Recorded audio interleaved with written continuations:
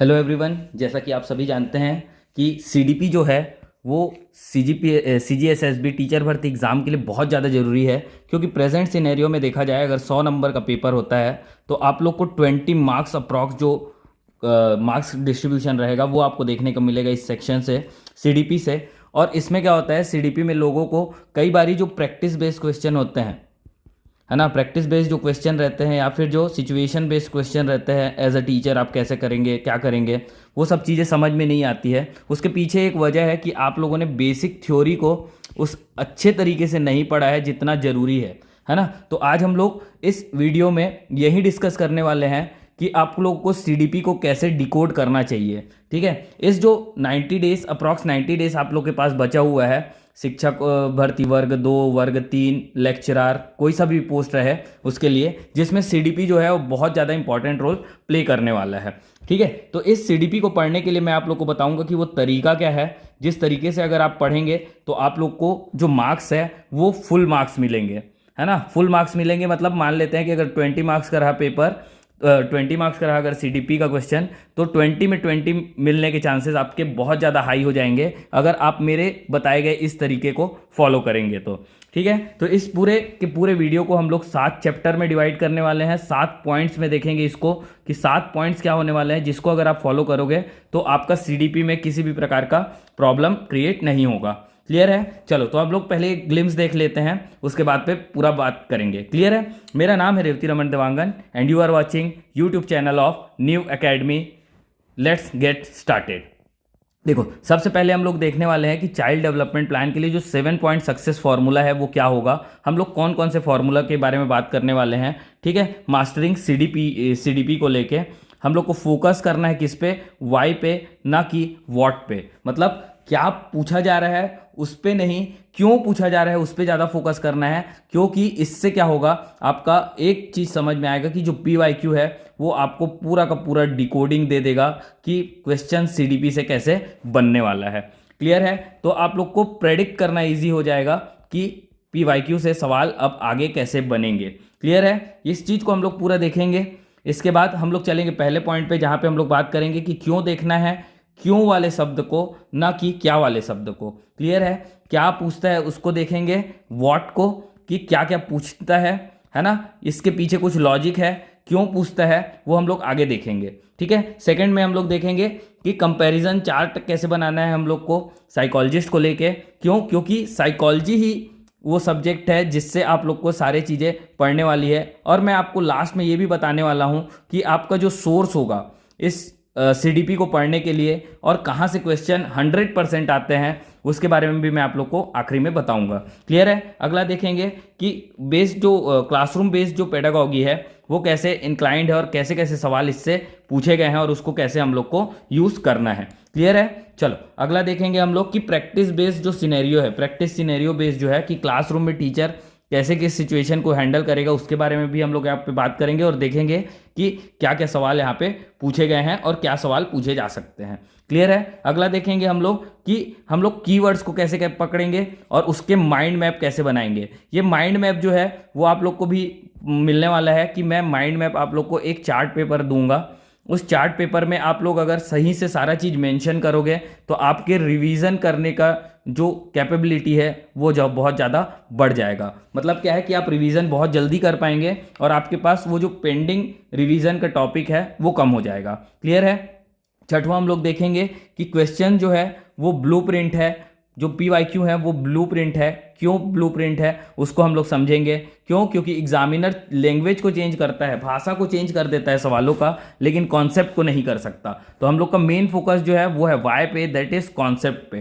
Clear है? सातवां जो स्लाइड रहेगा वहां पे आप लोग को पता चलेगा कि हम लोग को कैसे अब आखिरी के जो कुछ दिन बचे रहेंगे, हमारे जो 30 दिन बचे रहेंगे, उसको हम लोग कैसे यूज़ कर सकते हैं और हमारे पास क्या सीक्रेट वेपन होना चाहिए, उसके बारे में भी हम लोग 7 पॉइंट में बात करेंगे। क्लियर है? मैं जो आपको देने वाला हूँ शॉर्ट नोट का जो सीट है वो ये वाला सीट होने वाला है, जिसको मैं आप लोग को समझा दूंगा यहाँ वीडियो में कि आपको इस सीट को कैसे यूज़ करना है। ठीक है? इसके बाद पे अब इसके बाद आपको फाउंडेशन जो बन जाएगा तो उसके बाद मैं थैंक यू बोलूँगा और टाटा बाय बाय।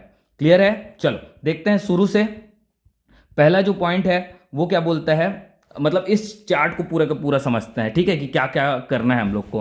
पहले तो हम लोग को कॉन्सेप्चुअल फाउंडेशन बनाना है, मतलब पूरा का पूरा एनालिसिस जो होगा वो हमारा बेस रहेगा उस कॉन्सेप्ट के फाउंडेशन पे, जिसमें हम लोग फोकस करेंगे कि क्यों पर्टिकुलर सवाल पूछा गया है और क्या पूछा जाएगा उससे रिलेटेड। क्लियर है। प्रायोरिटाइज करेंगे हम लोग कि क्लासरूम एप्लीकेशन को, जिस थ्योरी को मेमोराइज करना है उन साइकोलॉजिस्ट से रिलेटेड जिन्होंने ये थ्योरी दी है, ठीक है, उसके बारे में बात करेंगे।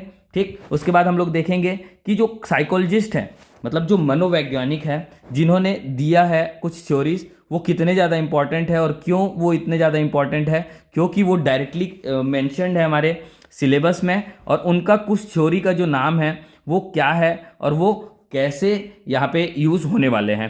क्लियर है। ये BF स्किनर गलती से यहाँ पे आ गया है कीवर्ड में, ठीक है, ये रीइंफोर्समेंट थ्योरी है। क्लियर, याद रहेगा।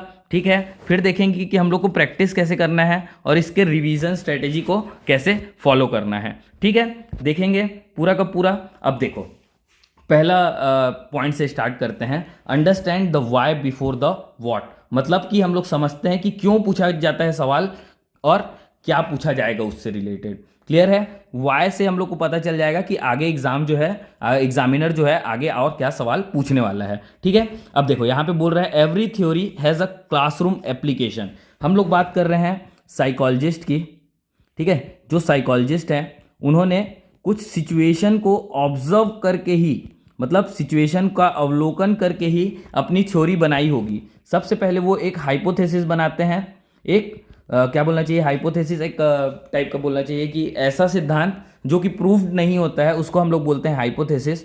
अधो क्या बोलते हैं, हाइपोथेसिस का हिंदी मेरे को याद नहीं आ रहा है। हाइपोथेसिस जो होता है वो अनप्रूवन थ्योरी होता है। ठीक है, अगर इसको थ्योरी में जब वो लोग ऑब्जर्वेशन पे डालते हैं, पूरा का पूरा उसको टेस्टिंग पे लगाते हैं और ये एविडेंस मिलता है इससे रिलेटेड, तब निर्माण होता है किसका, एक सिद्धांत का।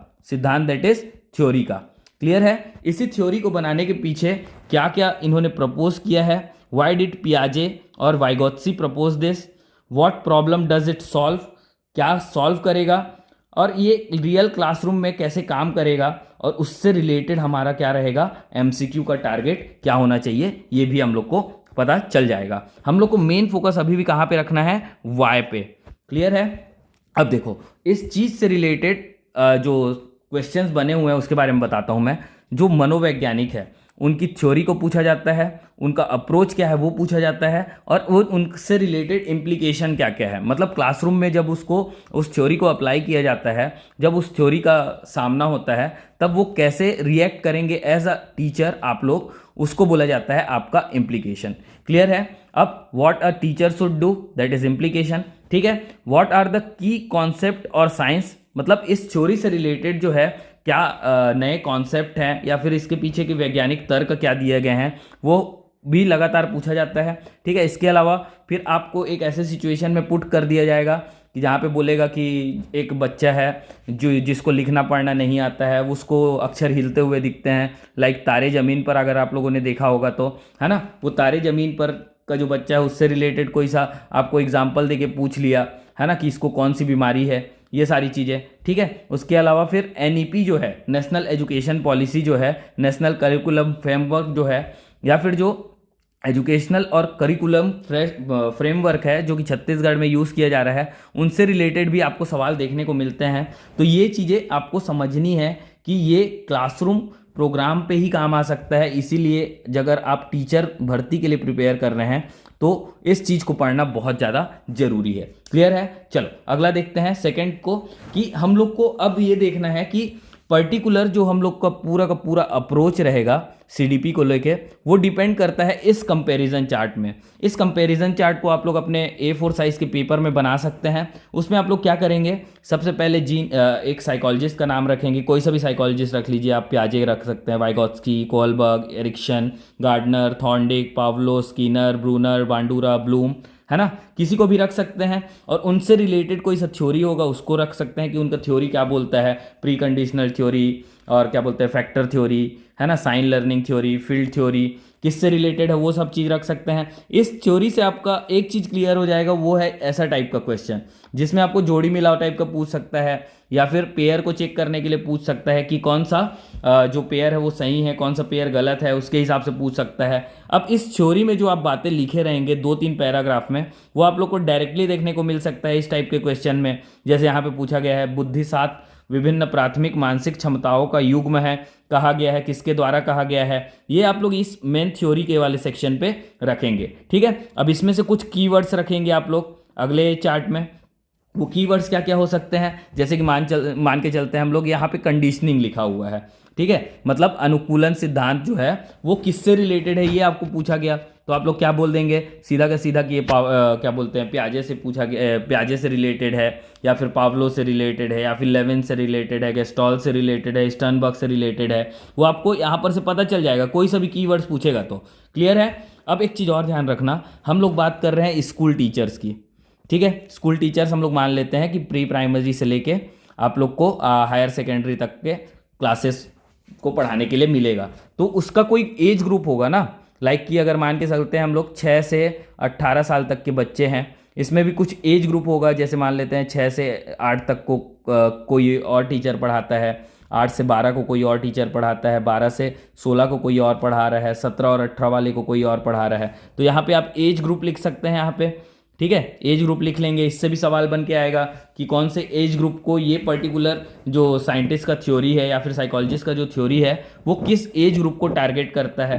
ठीक है, अब उसके अलावा फिर एजुकेशन इम्प्लीकेशन आप लोग को पूछ सकता है कि जो रिलेटेड क्या बोलना चाहिए अपना करिकुलम में कोई सा चीज़ जो लिखा हुआ है वो किस एजुकेशन के बारे में बात कर रहा है, क्या वो वोकेशनल ट्रेनिंग के बारे में बात कर रहा है क्या, है ना, या फिर उनको कुछ सिखाने के लिए लर्निंग के बारे में बात कर रहा है क्या, उनकी मेमोरी के बारे में बात कर रहा है क्या, क्या उनकी बुद्धिमत्ता के बारे में बात कर रहा है क्या, है ना, ये सारी चीज़ें। और एक चीज़ और ध्यान रखना, ये जो चार्ट रहेगा इसमें आप लोग क्या करेंगे, जो PYQ में कंटिन्यूअसली जो कॉन्सेप्ट को पूछे जा रहे हैं ना उसको आप लोग इस लास्ट वाले चार्ट पे अपना पुट कर सकते हैं। क्लियर है, याद रहेगा। चलो अब इससे रिलेटेड देखो क्वेश्चन देखते हैं कि कैसे कैसे पूछा गया है। ये थ्योरी का जोड़ी मिलाने के लिए दे दिया था। ठीक है, थ्योरी को पेयर में पूछ लिया गया था। इसके अलावा फिर थ्योरी को दे दिया था कि कौन सा एक फ्रेज डाल दिया, उसके बाद पूछ लिया गया है कि किस साइंटिस्ट किस साइकोलॉजिस्ट से रिलेटेड ये पर्टिकुलर थ्योरी है। ऐसे ही देखो यहाँ पे, ये तो मैंने कुछ ही एग्जांपल आप लोग के सामने पुट किए हैं कि CDP को कैसे आप सॉल्व कर सकते हो। ऐसे ही और भी बहुत सारे सवाल है जो मैंने यहाँ पे पुट नहीं किया है, लेकिन वो भी बहुत ज़्यादा ज़रूरी थे। ठीक है, तो जो लेटेस्ट एग्जाम हुआ था उन सब चीज़ों को भी मैंने कनेक्ट करके देखा है। उसके बाद ये समझ में आया कि ये जो पर्टिकुलर चार्ट है, ये पर्टिकुलर चार्ट आप लोग का बहुत ज़्यादा काम आएगा रिवीजन के टाइम पे। क्लियर है, याद रहेगा। कंपैरिजन चार्ट को आप लोग को बना के रखना है, इस चीज़ को ध्यान में रखना। मैं ये बात इसलिए बोल रहा हूँ क्योंकि मैं भी एक साइकोलॉजिस्ट का स्टूडेंट हूँ।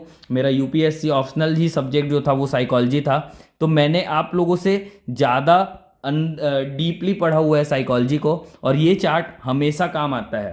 क्लियर है, इससे हम लोग को पता चल जाता है कि हमारा ब्रेन कैसे वर्क करता है, किस चीज़ों को याद कर सकता है और किस चीज़ों को हम लोग छोड़ सकते हैं। क्लियर है, चलो अब तीसरा पॉइंट देखते हैं हम लोग। तीसरा पॉइंट क्या बोल रहा है, क्लासरूम बेस्ड पेडागॉजी को आप लोग को ध्यान में रखना है कि क्या क्या चीज़ें सिलेबस में लिखी गई है उसको क्या बोलते हैं ध्यान में रखना है। क्यों, क्योंकि जो CGSSB है वो ये जानना चाहता है कि एज अ टीचर आप लोग क्या करेंगे। क्लियर है, as a teacher what should I do, ये आपके ध्यान में होना चाहिए। ठीक है, ये सिचुएशन बेस्ड क्वेश्चन आप लोग देख सकते हैं जो कि असिस्टेंट टीचर 2019 के एग्जाम में पूछा है, SELE 2019 में, यहाँ पे भी SELE SEAT असिस्टेंट टीचर के एग्ज़ाम में। ठीक है, जैसे यहाँ पे पूछा है कि आपने अध्यापन को का व्यवसाय क्यों अपनाया। ठीक है, आपने क्यों अध्यापक बनना चाहते हैं। ठीक है, ये सारी चीज़ें जैसे पूछ रहे हैं तो उसके लिए भी आप लोग एक मेंटली प्रिपेयर रहेंगे, क्योंकि यहाँ पे आंसर तो एक ही हो सकता है ना, तो वो आपके इंट्यूशन के ऊपर काम करता है कि मैं सही में टीचर क्यों बनना चाहता हूँ। अगर आपका इंट्यूशन और जो एग्जामिनर है उसका इंट्यूशन मैच करेगा ऐसे सिचुएशन में, तभी आपको मार्क्स मिलेंगे, अदरवाइज आप कहीं ना कहीं गलत करके आ जाएंगे। ठीक है, याद रहेगा। अब एक चीज़ और ध्यान रखना, CGSSB जो है वो टीचर से पूछता है, ना कि मनोवैज्ञानिक लोगों से। ठीक है, तो अगर आप लोग टीचर बनना चाहते हैं तो आप लोग को पता होना चाहिए कि जो टीचर है उसका काम क्या होता है, कहाँ पे, स्कूल्स में, अपने क्लासरूम में, अपने बच्चों के साथ। ठीक है, अगर ये आप लोग को याद रहेगा कि स्टूडेंट्स कैसे हमारे काम पे रिएक्ट करेंगे, उनको कैसे हम लोग को हैंडल करना है, तब आपके लिए ये जो situation based classroom based pedagogy जो रिलेटेड सवाल हैं वो आपके इजीली बन जाएंगे। क्लियर है? अगले पॉइंट पे चले। चलो देखते हैं अब अगला पॉइंट क्या बोल रहा है। हम लोग को क्या करना है अब, practice scenario based questions daily, मतलब सिचुएशन को देखना है और उसके हिसाब से हम लोग को डेली प्रैक्टिस करना है ऐसे टाइप के एमसीक्यूज का। ठीक है, एक चीज और ध्यान रखना, अगर आप लोग कोई सा भी टेस्ट सीरीज परचेज करते हैं उसमें ट्राई कीजिए कि हमेशा वो लोग 4 ऑप्शन ही दे। ठीक है, 4 स्टेटमेंट भी दे सकते हैं, है ना, लेकिन वन लाइनर क्वेश्चन आप लोग सॉल्व मत कीजिएगा, क्योंकि वन लाइनर अब सवाल आने के चांसेस बहुत ज़्यादा कम है। ठीक है, आप लोग को जो फोकस में रखना है वो आपको रखना है मल्टीपल चॉइसेस पे, मल्टीपल स्टेटमेंट्स पे, जहां से क्वेश्चन बनेगा। ठीक है, तो आप लोग कोई सा भी टेस्ट सीरीज परचेज कर सकते हैं। हमारा भी एक टेस्ट सीरीज लॉन्च होने वाला है शिक्षक प्लस करके, संकल्प शिक्षक प्लस टेस्ट सीरीज करके, उसका शेड्यूल आप लोग को जल्दी मिल जाएगा। ठीक है, तो आप लोग उसको भी देख सकते हैं जो भी रहेगा। ठीक है, और इन्फॉर्मेशन के लिए हमको हमारे नंबर पे आप लोग कांटेक्ट कर सकते हैं। ठीक है, जो भी रहेगा आप लोग ट्राई कीजिए कि आप लोग 4 स्टेटमेंट बेस्ड ही क्वेश्चंस को सॉल्व करें, तभी आप लोग का जो प्रैक्टिस है इस एग्जाम को लेके वो ज़्यादा बेहतर तरीके से हो पाएगा। क्लियर है? अब देखो सिनेरियो बेस्ड क्वेश्चन का मतलब क्या है यहाँ पे। अब देखो छात्रों में अनुशासन बनाए रखने के लिए है क्या क्या चीज़ें की जा सकती है, उन नियमों का पालन कराएंगे, उनसे प्रश्न पूछेंगे, उन पर जिम्मेदारी या फिर उत्तरदायित्व सौंपेंगे, उनको शोर करने से रोकेंगे, है ना, अनुशासन बनाए रखने के लिए। ये तो सिचुएशन बेस्ड हो गया। अब ये आपके ऊपर डिपेंड कर रहा है कि आप इस चीज़ को कैसे हैंडल कर रहे हैं।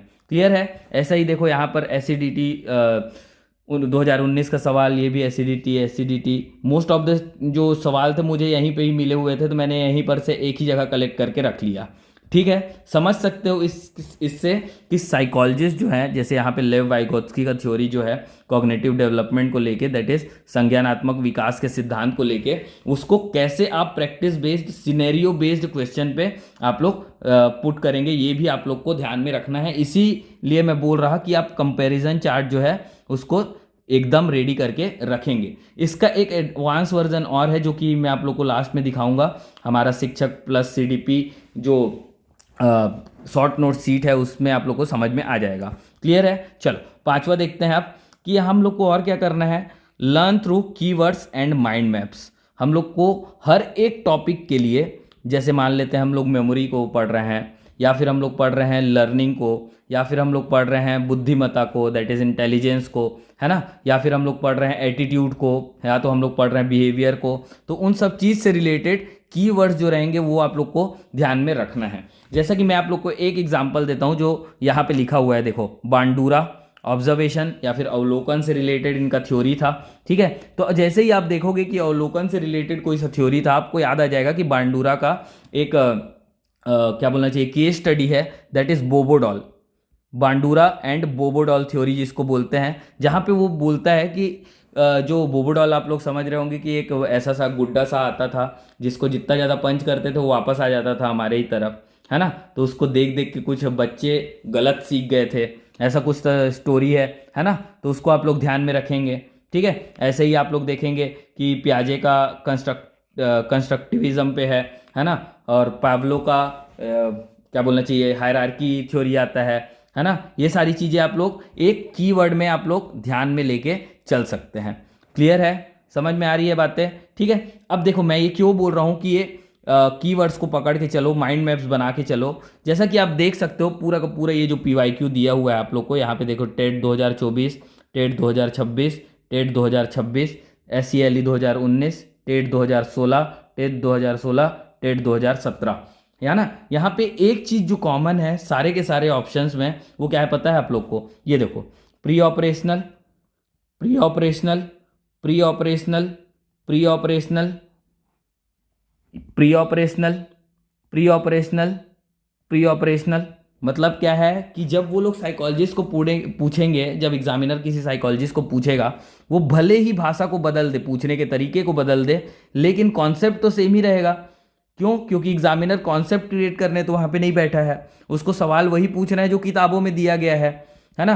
तो मैं अगर आप लोग को बताऊं कि कौन सी किताब आप लोग को यूज़ करनी चाहिए पूरे के पूरे सीडीपी के लिए, आप लोग बिना मतलब आंख बंद करके इस पे भरोसा कर सकते हैं, वो है किताब अपना एनसीईआरटी का 11th और 12th का मनोविज्ञान, दैट इज साइकोलॉजी का बुक। इसको आप लोग आंख मूंद करके सॉल्व कर सकते हैं। इसके एक्सरसाइज को आपको छोड़ना नहीं है। इसके हर एक लाइन से, हर एक स्टेटमेंट से, हर एक पैराग्राफ से क्वेश्चन बनते हैं।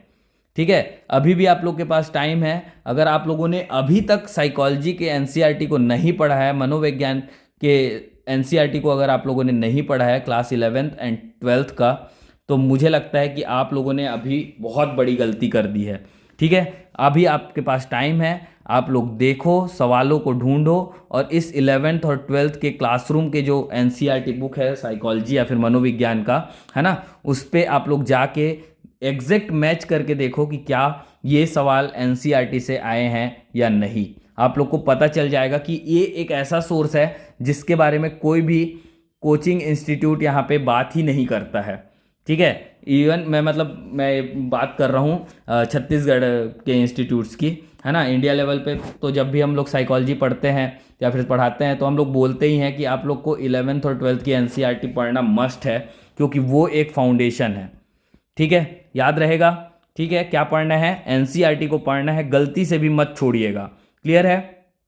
इसके बाद देखते हैं छठवां को, previous year question are the blueprint. Previous year question, जैसा कि आप लोगों ने अभी तक हमारे हर टेस्ट सीरीज में देखा होगा कि हमने पूरा फोकस किया है पीवाईक्यू पे, और कैसे एसआई में हमारे 50 बोलता हूँ, out of 60 questions 15 questions directly और इनडायरेक्टली और थ्रू एक्सप्लेनेशन आप लोग को देखने को मिला था। ठीक है, इसीलिए मैं बोल रहा था कि जो संकल्प टेस्ट सीरीज है वो नॉर्मल टेस्ट सीरीज नहीं है, वो बनाया जा रहा है एग्जामिनर को थिंकिंग को ही समझ समझ के।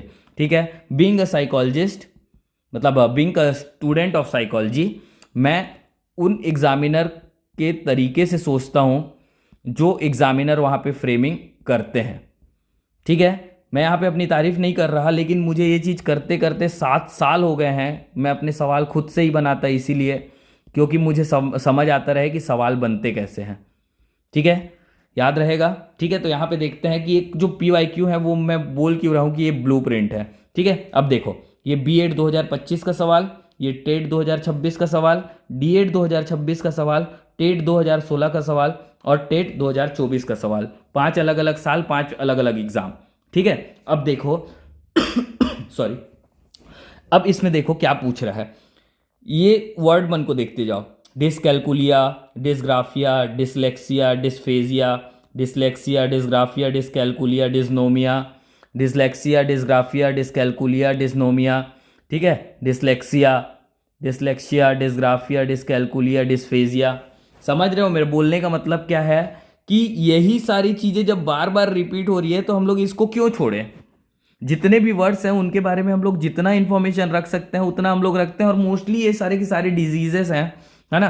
तो इन डिजीजेस को तो हम लोग को छोड़ना ही नहीं चाहिए, हमारे हाईएस्ट प्रोबेबिलिटी पे होना चाहिए, क्योंकि अभी और आज नहीं तो कल वो सवाल पूछते ही रहता है हर एक एग्जाम में जिसमें सीडीपी है, आपको डिजीजेस से क्वेश्चन देखने को मिल ही रहा है।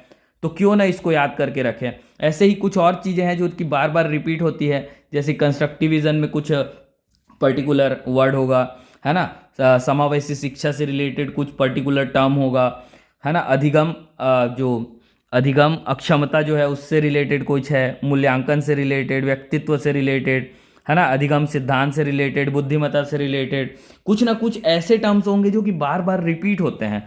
तो उस रिपीटेड जो पर्टिकुलर वर्ड्स हैं या फिर टॉपिक्स हैं उसको आप लोग गलती से भी नहीं छोड़ सकते हैं। क्यों? क्योंकि वो फिर से आपको एग्जाम में देखने को मिलेंगे। क्लियर है? और इसके लिए आप लोग जो सोर्स यूज़ करेंगे, मैं आपको बार बार बोल रहा हूँ, इसको ध्यान पे रखिएगा, वो होगा एनसीईआरटी की psychology class 11th and 12th। आप लोग इस दोनों को गलती से भी नहीं छोड़ सकते हैं, क्योंकि जो सवाल एज अ सीडीपी आप जो स्टूडेंट सीडीपी जिन लोगों ने पढ़ा है, जो सवाल आपसे नहीं बन पाते हैं वो इसलिए नहीं बन पाते हैं, क्यों? क्योंकि आप लोगों ने ये साइकोलॉजी की एनसीईआरटी है उसको पढ़ी ही नहीं है। ठीक है। इसीलिए जो कोचिंग क्लास वालों ने पढ़ा दिया उसमें आप खुश हो गए कि हमको सारा चीज़ बन रहा है, और जो नहीं बन रहा है उसके बारे में आप लोग कभी सोच ही नहीं पाते हैं कि वो सवाल कहाँ से बना हुआ है। ठीक है, अगर आप लोग को मेरी बात समझ में नहीं आ रही होगी तो आप लोग अभी जाइएगा, इस वीडियो को पॉज कर लो, है ना, और जाओ तुरंत का तुरंत एनसीईआरटी पे, और जो सवाल आप लोग के सीडीपी में नहीं बन रहा था ना, जो सवाल आप लोग को समझ ही नहीं आ रहा था कि हम लोगों से कहाँ मिलेगा, कहीं पे इसके बारे में बात नहीं है, उसको सर्च करो एनसीईआरटी में। आप लोग को वो सवाल अगर नहीं मिले तब मुझे आप कमेंट करके बताइएगा कि ये यहाँ पे भी नहीं मिला हमको। क्लियर है, याद रहेगा। चलो अगला देखते हैं। Point 7, revise like a future teacher, क्योंकि आप लोग टीचर ही बनने वाले हो। ठीक है, not just as an aspirant. ठीक है, आप लोग को क्या करना है, एक जो लास्ट का 30 दिन रहेगा, ये जो 90 दिन है उसको इस 30 दिन के हिसाब से बांट के देखो, आप लोग को समझ में आ जाएगा। हम लोग को क्या करना है, कॉन्सेप्ट को सीखना है, माइंड मैप जो हम लोग बनाते जाएंगे सीखते सीखते उसको याद रखना है। हम लोग को टॉपिक वाइज भी एमसीक्यू करना है, और मिक्स्ड सीडीपी टाइप का क्वेश्चन को भी अटेम्प्ट करना है, ताकि हम लोग को पता चले कि हमारा कौन सा सेक्शन वीक है और कौन सा सेक्शन स्ट्रांग है, जब वो हमारा फुल लेंथ टाइप के पेपर में देखने को मिलेगा। तो क्लियर है। और फुल लेंथ का मॉक टेस्ट जरूर दीजिएगा एग्जाम से पहले, एटलीस्ट 5 फुल लेंथ का मॉक टेस्ट आप लोग देने का ट्राई कीजिए। किसी भी कोचिंग इंस्टीट्यूट का पकड़िए, कुछ भी पकड़िए, लेकिन आप लोग को जो अक्टूबर है, 1 अक्टूबर से जब भी आप लोग का एग्ज़ाम हो, 11 को हो, 25 को, 26 को, 28 को, जब भी आप लोग का एग्ज़ाम है, इस बीच में आप लोग को नहीं में 5 से 10 मॉक टेस्ट दे देने चाहिए, जो कि रेलेवेंट मॉक टेस्ट हो, है ना। रेलेवेंट मॉक टेस्ट देना है, ऐसा नहीं कि जो पेपर आपसे बन रहा है उसका आप लोग फुल लेंथ का पेपर देने चले गए हैं।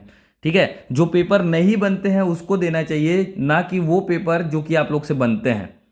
ठीक है, अगर सीखना है तो हारना सीखना पड़ेगा आप लोग को पहले। क्लियर है। ठीक है, अब सीक्रेट वेपन के बारे में मैं आप लोग को बता देता हूं। एरर नोटबुक आप लोग को बनाना है। ठीक है, आप लोग कोई सा भी टेस्ट देंगे, ठीक है, उस टेस्ट में आप लोग को क्वेश्चन को नोट करना है कि कौन सा क्वेश्चन मेरा गलत हुआ है, कि मैंने इसको कौन सा क्वेश्चन गलत किया था। ठीक है, अब उस डॉक्यूमेंट को करेक्ट रीजनिंग के साथ बनाना है। ठीक है, मतलब क्या है कि डॉक्यूमेंट द करेक्ट रीजनिंग, उससे वो जो पर्टिकुलर जो आप लोगों ने गलती की है ना, वो गलती को कैसे क्या बोलना चाहिए, हम लोग नोट करके रखें, ताकि हम लोग उसको अगले बारी गलत ना करें। ठीक है, अब क्या करना है, आप लोग को जितना भी ये लॉग बुक में आप लोगों ने जितना एंट्री किया है उसको रिव्यू करना है। किस बेसिस पे, वीकली बेसिस है, मतलब हर सप्ताह आप लोग को इसको रिव्यू करते रहना पड़ेगा, ताकि आप लोग इस कॉन्सेप्ट को कभी भूलो ही ना। क्लियर है। अब इसके बाद आप लोग को जो लास्ट काम करना है वो करना है एक्यूरेसी पे फोकस। ठीक है, बिना एक्यूरेसी के अगर आप लोग मान के चलते हैं कि आप लोगों ने 20 सवाल बनाया और उसमें से आपका 10 ही सवाल सही हो पा रहा है और 10 गलत हो जा रहा है, तो आपका अगर इस हिसाब से देखा जाए तो आप लोग को मिलेगा कितना, 10 मार्क्स आप लोग को मिलना था, आप लोग को 10 सवाल आता था तो, लेकिन आप लोगों ने क्या किया, 10 सवाल गलत कर दिया। इसका मतलब क्या हो गया, 10 माइनस मान लेते हैं 3.33 मार्क्स आप लोग का माइनस हो गया यहाँ पर से, दैट इज अप्रॉक्स आप लोग के पास जो मार्क्स मिलेंगे वो रहेंगे 6.67। लेकिन सीडीपी एक ऐसा सेक्शन है जिसको आप लोग कमांड कर सकते हैं, अगर आप लोग इसको जी जान लगा के और एक बेहतर तरीके से, बेहतर कंपैरिजन चार्ट और बेहतर नोट सीट के हिसाब से अगर आप लोग पढ़ोगे तो ये प्रूवन सीट है ना, जो मैं बनाया हुआ हूँ वो सीट मैं आप लोग को दिखा देता हूँ। अब देखो इसमें क्या करना होता है, मैं आप लोग को वो एक चीज़ बता देता हूँ। ठीक है, यहाँ पे आप लोग को नेम ऑफ द साइकोलॉजिस्ट लिखना है, जो भी मनोवैज्ञानिक आप लोग पढ़ रहे हैं, जो आपकी थ्योरी से रिलेटेड है उसके बारे में लिखना है।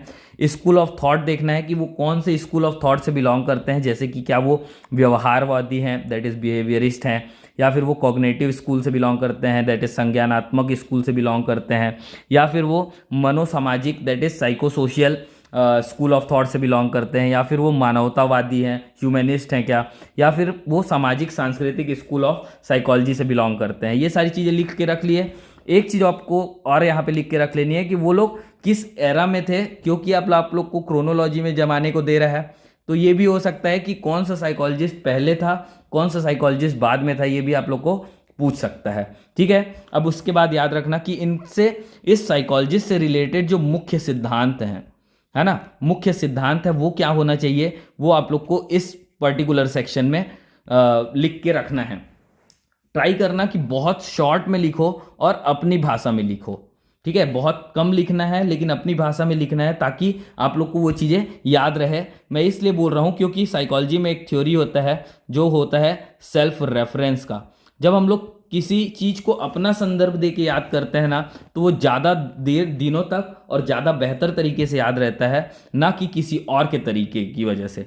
क्लियर है, याद रहेगा। आपको यहाँ पे वो कोर थ्योरी को लिखना है। अब यहाँ पे डोमेन को लिखना है कि वो कौन कौन सी चीज़ों पे बात कर रहा है, बस आपको यहाँ पे टिक मारना है। अगर इनमें से वो कोई रिलेटेड नहीं है, मान लेते हैं इन 8 से रिलेटेड नहीं है, तो आप लोग को ये जो स्पेस दिया हुआ है ना, इसमें लिख के रख लेना है कि मुझे कौन सा ये पर्टिकुलर जो डायमेंशन है वो ये पर्टिकुलर जो साइंटिस्ट है या साइकोलॉजिस्ट है वो यहाँ पे कवर करता है। क्लियर है, याद रहेगा। अब उससे रिलेटेड एक फेमस कोट लिख देना जो उसने स्टेटमेंट बोला होगा।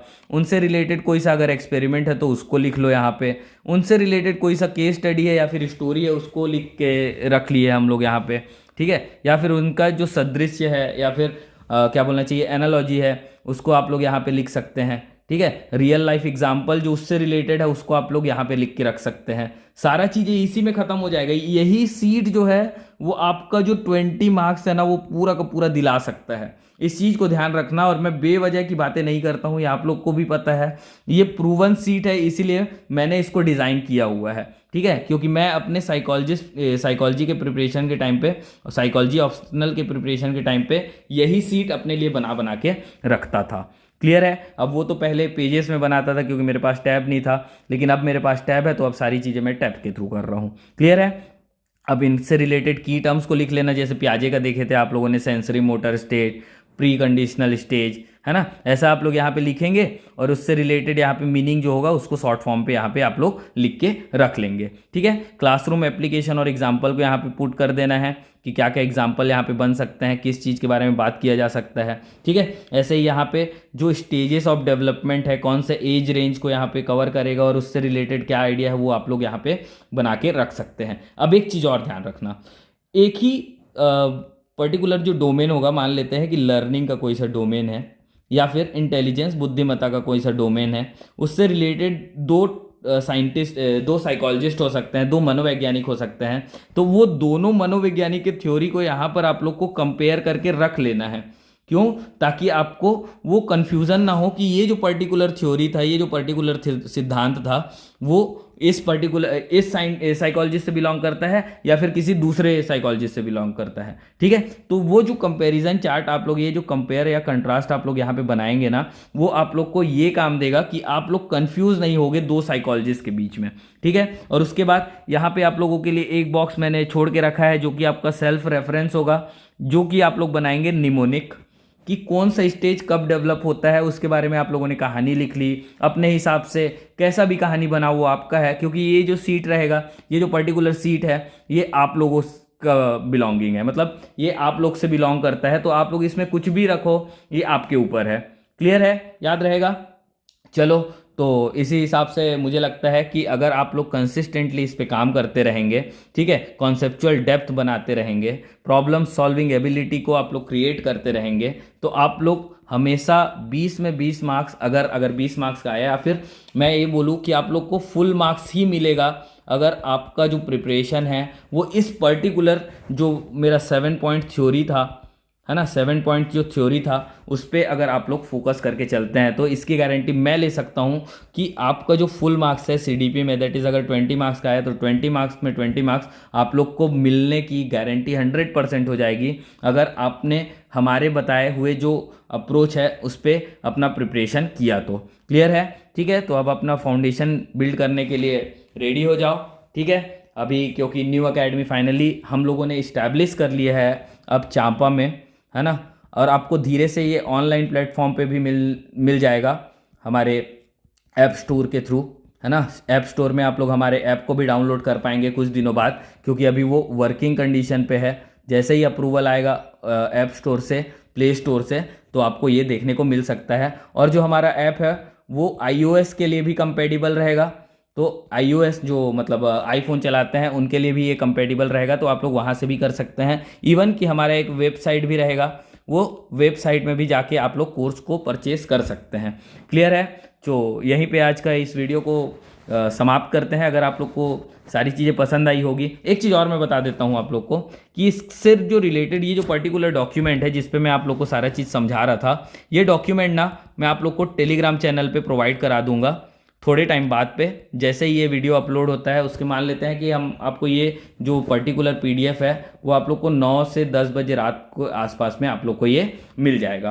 क्लियर है? ठीक है, तो अगर वीडियो पसंद आया हो तो लाइक करें, चैनल को सब्सक्राइब करें और कमेंट करके बताएं कि हम लोग और कहाँ पे इम्प्रूव कर सकते हैं, ताकि हम as a team New Academy आप लोग को और बेहतर तरीके से सर्व कर सके। ठीक है, तो मेरा नाम है Revati Raman Dewangan and I have served and I will always be of service. Thank you very much.